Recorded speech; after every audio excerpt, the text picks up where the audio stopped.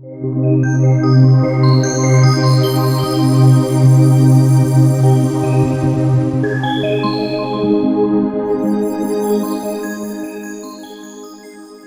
here's Mike Leander. I'm in Delhi, and as I've mentioned in some of the other videos, if you've seen them, there's so many interesting, smart, and accomplished people here, and I managed to get one of them to sit here with us for a little while. Her name is Tanvi Bhatt, I think is how you pronounce it. She's very accomplished in a number of areas, including personal branding. And we're going to hear from her now what that is all about, why it matters, and how you should address it. So, Tanvi, why don't you introduce us to you first? Thank you. Yes, Michael, it's Tanvi Bhatt. Okay, do I really need this? I don't think it's working any which way. All right, okay. Hi, good afternoon, everyone. My name is Tanvi Bhatt, like Michael said it. I evangelize personal branding in India. As a concept, personal branding is still largely unheard of across the Indian subcontinent. And being one of the pioneers to bring this so erstwhile known as Western concept of promoting yourself and managing your career, it's beginning to take roots in India, and I'm sure it's going to go a long, long way. What I do, to cut the long story short, is I empower leaders to become thought leaders and thought leaders to become icons.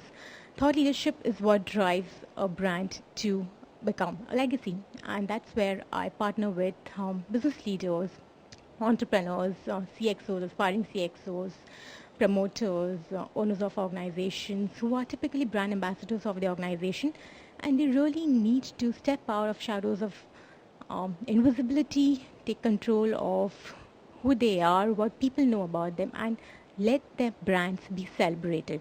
So that's what I do with my clients. I help them celebrate their brandsomeness, is what I like to call Their it. brandsomeness, Yes. that's a great one. But listen, not to be the devil's advocate or anything, but I know a lot of CEOs for very successful companies, and I think when we talk about personal branding, don't we very often think about artists and people who are very extrovert and so on? Yeah. How do you make someone who's introvert, is not a sales marketing person, believe in the possibility of building a personal brand and then connecting that personal brand Right. with the business brand that the person represents?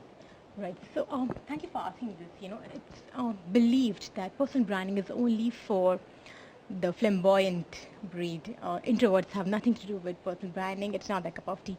But you would be surprised at how many introverts have benefited from the value proposition of taking control of their authenticity and sharing that with the world. It's a complete different self-esteem boost, because you know that this is what makes you unique. This is what makes you absolutely inimitable and irresistible as a professional. So imagine what is that going to do to your morale and ego boost. It helps take the introvert, to some other level. They really break out of that shell of, so to use a cliche, and are able to take their visibility, their network to another level. Because then they know exactly who they are, what they do, how they are unique as a professional, as a person, and what exclusive value add they do to the organization and moreover society. That's very interesting. So they are able to connect. They do understand that by creating that brand or making that individual better known, sort of a thought leader kind of thing, it also benefits the company that they're representing. Absolutely. Yeah. So our company is a composite of multiple thought leaders in the organization, and that is what gives rise to the organization's thought leadership. So as we say, they are your brand assets. Without them, what is the thought leadership of the organization going to be? Yeah. Nothing. Yeah. It is born out of the thought leaders in the organization, and that is what needs to be celebrated. And hence today, I wouldn't even say 3 years down the line, I would say rather today, corporate branding is absolutely incomplete without celebrating the thought leaders of the organization by helping these leaders to build their leadership brands. Very well said. So I have a couple of other questions, one of which is, if we imagine in a CXO who is not a shareholder or owner of a given company, what is having a personal brand or being somewhat of a thought leader, what does that do for an individual's career, do you think? First, it helps him position himself absolutely uniquely different from a lot of other models out there who probably have the same bookload of degrees, experience profiles, portfolios of organizations, industries that they've worked for. But their personal brand is something which is a beautiful mosaic of all these things plus who they are as a person. What are their aspirations? What are their passions? Everything that they want to do is funneled it down to build their personal brand capital. So that is what it helps them acknowledge, communicate, and celebrate along with the world. So that is what takes them to stand out, rise up, and start building a legacy that people will actually love to celebrate. So they will become more valuable to their Yes. existing organization, but also in the advent that somebody wanted to get to them and hire them, for example, their value would also increase Yes. because they have a personal brand. Is that correct? Absolutely. They would position themselves as the go-to guys, go-to experts of their particular domains industry. That will itself create a brand pull towards them, because then if you have something like data analytics, because you're talking about data in 3 days, who's the best guy for data analytics in the retail industry? If you position yourself as somebody who does this, then the first person which comes to your mind is going to be Mr. X. But he's positioned himself.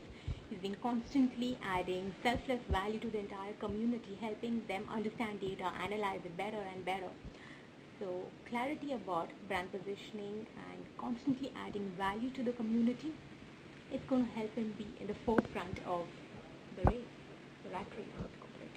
So just the last question is, so when you work with somebody, let's say somebody who is relatively unknown, Yep. maybe the company he works for or she works for is or isn't, doesn't matter, relatively unknown, the person approaches you and says, I want to become a brand, I want to be a personal brand, help me.